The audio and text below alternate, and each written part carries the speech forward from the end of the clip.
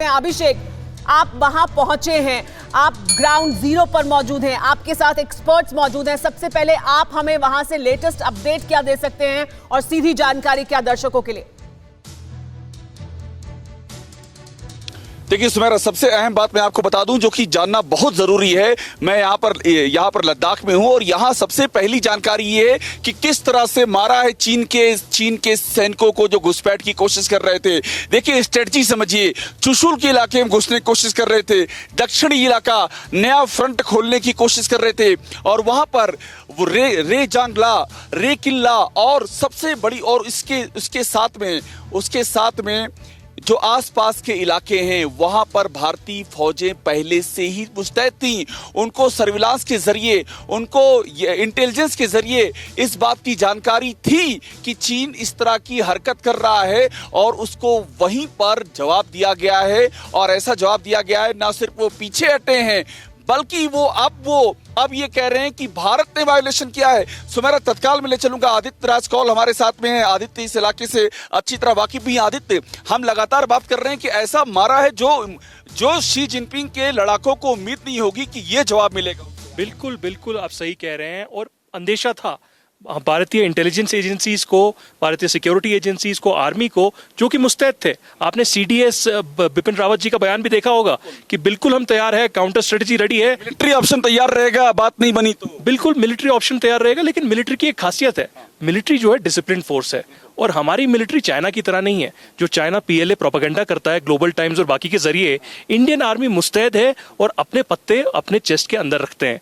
बाहर नहीं निकालते हैं। लेकिन वहां पर जो घटना घटी, एक स्ट्रैटेजिक बहुत ही strong message within 3 months of Galwan घाटी जो हमला हुआ, एक स्ट्रांग मैसेज चाइना को दिया गया कि आप जो ये इंट्रूजन कर रहे हैं, आप जो ये इंटरनेशनल रूल ऑफ लॉ में बिलीव नहीं कर रहे हैं, आप जो ये हेजेमोनिक स्टाइल कर रहे हैं पूरे एशिया में, ये बिल्कुल हम बर्दाश्त नहीं करेंगे और इंडिया एक सुपर पावर है। आपको एलएसी से पहली ग्राउंड रिपोर्ट आपको मिल रही है हमारे। अभी आप इसके बाद आप आगे आप इस शो को आगे बढ़ाइए। मेरी जानकारी आपके पास कई अहम जानकारी है, कई अहम खबरें आपके पास हैं। उसके बाद हम हमारे साथ मेजर संजय सोई भी मौजूद हैं, उनके पास भी आएंगे। सुमेरा जी बिल्कुल अभिषेक, और जैसा कि अभिषेक बता रहे हैं, सबसे बड़ी खबर यही जो हम लगातार आपको कल से दे रहे हैं, लेकिन ये कैसे संभव हुआ है और ये क्या बता रहा है भारत की तैयारी के बारे में, इस सब पर हम चर्चा कर रहे हैं कि किस तरह से चीन ने एक और फ्रंट खोलने की कोशिश की, उसे मुंह की खानी पड़ी। और भारत के पास इस वक्त जो जगह है, भारत ने जो जगह कब्जाई है, या भारत जहां पर मौजूद है इस वक्त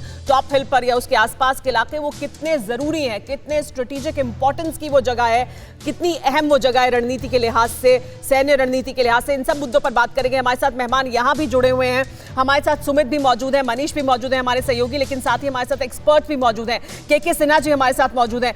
के सिन्हा जी, ये अंदेशा था, ये आशंका थी कि चीन अपनी हरकत से बाज नहीं आएगा, लेकिन भारतीय सेना भी पूरी तरह से तैयार थी और इसी वजह से उन्हें हम वो जवाब दे पाए जो जवाब दिया गया। सुमेरा जी, एब्सोल्युटली। और देखिए, ये जवाब से भी बढ़कर है, क्योंकि ये आपको एक वर्ड है प्रीएम्प्शन, प्रीएम्प्टिव।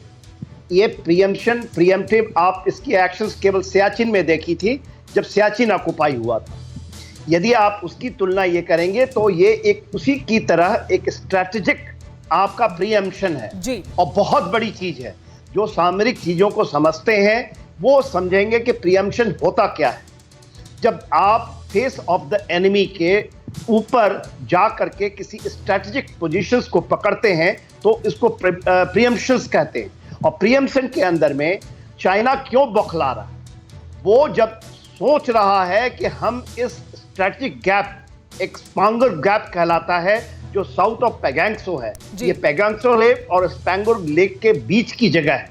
1962 के बाद हम इस इलाके को छोड़ दिए और ये पहली बार हुआ है कि 62 के बाद, यदि आपने कहा कि शायद ग्लोबल टाइम में ये आ रही है खबर कि हम 1962 में खोई हुई जमीन को वापस लेना चाहते हैं, एब्सोल्युटली करेक्ट। बिल्कुल, ये इसका संज्ञान पिछले साल हुआ था। और ये बड़ी बात है, ये बड़ी बात है के सिन्हा जी। इसे हम अपने दर्शकों को और विस्तार से समझाएंगे कि दरअसल ग्लोबल टाइम्स क्या कहने की कोशिश कर रहा है, किस इलाके की वो बात कर रहा है कि 1962 की खोई हुई जमीन भारत वापस हासिल करना चाहता है, और इसमें हमें कोई भी शर्मिंदगी क्यों होनी चाहिए? क्या डंके की चोट पे हमें नहीं कहना चाहिए कि हाँ हम हासिल करना चाहते हैं, कर रहे हैं और हम वहां पर मौजूद हैं?